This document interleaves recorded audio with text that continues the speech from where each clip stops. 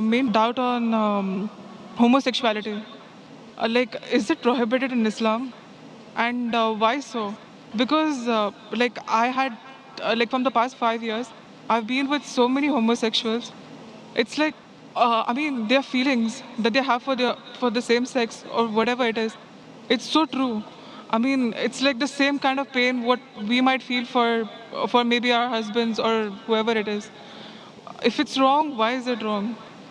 Sister asked the question that what does Islam say about homosexuality, and if it's wrong, why it is wrong. Allah says in the Quran in Surah Isra chapter number 17, verse number 32, that come not close to adultery, for adultery then evil opening other roads to evil. Besides that, Allah says in Surah Araf chapter number 7, that telling to men that do you practice your lust after men in preference to women. That means homosexuality is prohibited in Islam, in the Quran, because Almighty God made the human beings. Allah says in the Quran in Surah Rum chapter number 30 verse number 21 that He has put love between the hearts of husband and wife. Almighty God has made the human beings in such a way that they love the opposite sex. Generally, naturally, no human being loves the same sex. I'm talking about the love which is required in husband and wife, not the platonic love which you have between your brothers and between your sisters. Now, initially, there was a research which said that homosexuality is genetic. So during question and answer time, somebody asked me, the way you're asking, if homosexuality is genetic, then how is that human being to blame? It came from his parents, so why is he to blame? Like you're saying, if someone loves someone else, so why should he be blamed? I said this is a research. This is a hypothesis. It's not a fact. And later on we came to know that this hypothesis was wrong, and the person who propounded this hypothesis, he himself was a homosexual. So homosexuality is not genetic. It comes, today science tells us, how do homosexuals evolve? Because what Almighty God has given permission for a human being, what's permitted.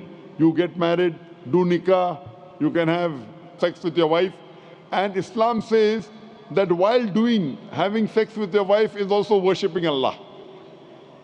Because you're preventing the haram, you're not going outside the marital bond to satisfy your urges. That's Islam. Today science tells us, today research tells us that those people who have multiple life partners outside the marriage bond, as compared to those who only have with their spouses, they enjoy their sexual life much better than the others. And what happens today, when you get tired with it, you go to the Western countries, you have mistresses, 5, 10, 20, no problem.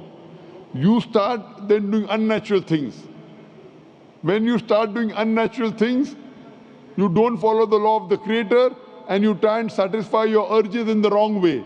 The moment you keep on doing the wrong way, then you keep on going beyond what is natural, and that's how the person becomes homosexual. It is not genetic. Because you go beyond the limits what Almighty God has permitted you, you try other things, you try unnatural things, and finally you land up by saying you no longer enjoy having sex with the opposite sex, so you have sex with the same sex. So sister, because they have broken the law of Almighty God and they do unnatural things, that's how psychologically they become a homosexual. So, but naturally, if you break the law of Almighty God, that's totally wrong. And that's how it lands up a person being homosexual. So they are to blame, and Islam prohibits homosexuality. Even Christianity prohibits homosexuality. Most of the religions are against homosexuals. It's now the Western countries are saying, because in democracy, whatever majority says, you win. Majority wins. In Islam, majority doesn't win, the haqq wins. The truth wins. I remember when I'd gone to Canada in 1996, the first time I went to give a lecture, in the front page I saw a man kissing a man.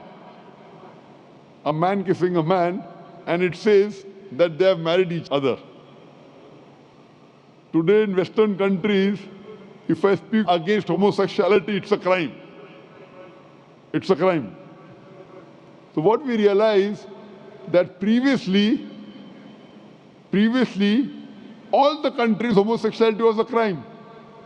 Then some Western countries like Canada gave legal sanction to it. Today, most of the Western countries, homosexuality is legal.